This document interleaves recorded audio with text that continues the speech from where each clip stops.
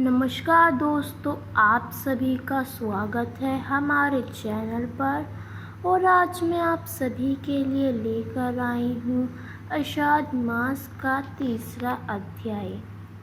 सत्यभामा ने कहा, हे प्रभु, आप तो सभी काल में व्यापक हैं और सभी काल आपके आगे एक समान है, फिर यह आषाढ़ मास ही सभी मासों में श्रेष्ठ क्यों है? आप सब तिथियों में एकादशी और सभी मासों में आषाढ़ मास को ही अपना प्रिय क्यों कहते हैं? इसका कारण बताइए।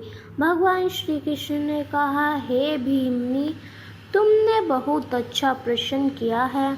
मैं तुम्हें इसका उत्तर देता हूँ। ध्यान पूर्वक सुनो।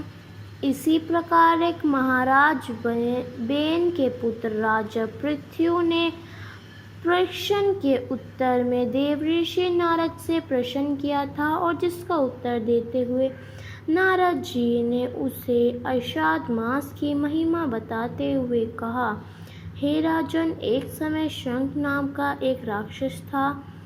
बहुत बलवान एवं अत्याचारी हो गया था। उसके अत्याचारों से तीनों लोकों में त्रही मच गई।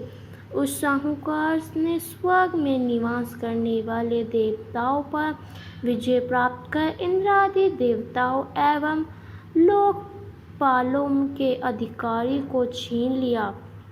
उससे भयभीत होकर समस्त देवता अपने परिवार के सदस्य के साथ सुमेरु पर्वत की गुफाओं में बहुत दिनों तक छुपे रहे।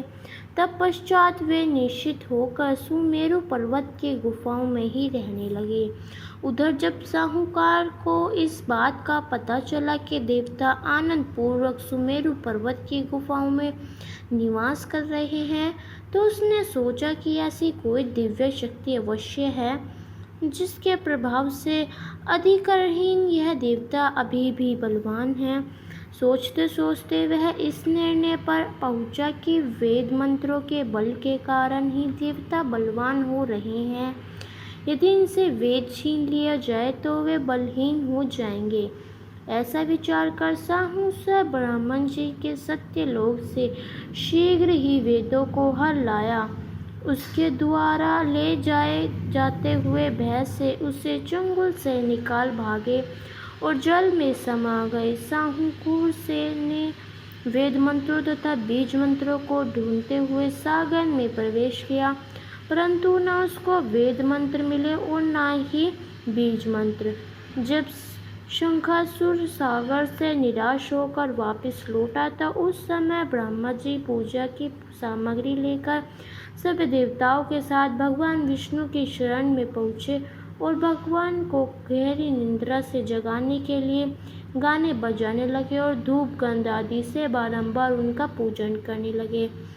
धूप दीप नैवेद्य आदि अर्पित किए जाने पर भगवान की निंदा टूटी और वह देवताओं सहित ब्रह्मा जी को अपना पूजन करते हुए देखकर बहुत प्रसन्न हुए तथा कहने लगे, मैं आप लोगों के इस कीर्तन एवं मंगलचारण से बहुत प्रसन्न हूँ। आप अपना अभिष्ट वरदान मांगिए, मैं अवश्य प्रदान करूँगा। जो मनुष्य अश्विन शुक्ल की एकादशी से देवता उद्यान एकादशी तक ब्रह्म मुहूर्त में उठकर मेरी पूजा करेंगे, उन्हें तुम्हारी ही भांति मेरे प्रसन्न होने के कारण सुख की प्राप्ति होगी। आप लोग जो पद अध्यक्ष अचमन और जल आदि सामग्री मेरे लिए लाए हैं, वे अनंत गुणों वाली होकर आपका कल्याण करेगी। शंखासुर द्वार हरे गए संपूर्ण वेद जल में स्थित हैं। मैं सागर पुत्र शंखासुर का वध करने के उन वेदों को अभिलाय देता हूँ। आज से मंत्र बीज और वेदों सहित मैं प्रतिवर्ष का आषाढ़ मास में जल में विश्राम किया करूँगा। अब मैं मत्स्य का रूप धारण करके जल में जाता हूँ। तुम सब देवता भी मुनीश्वरों सहित मेरे साथ जल में आओ। इस आषाढ़ मास में जो श्रेष्ठ मनुष्य प्रातःकाल स्नान करते हैं, वे सब यज्ञ में अभव्य स्नान द्वार भली भांति नहा लेते हैं। हे देवेंद्र, आषाढ़ मास में व्रत करने वालों को सब प्रकार से धन पुत्री आदि देते रहना और उनकी आपत्तियों से रक्षा करना है।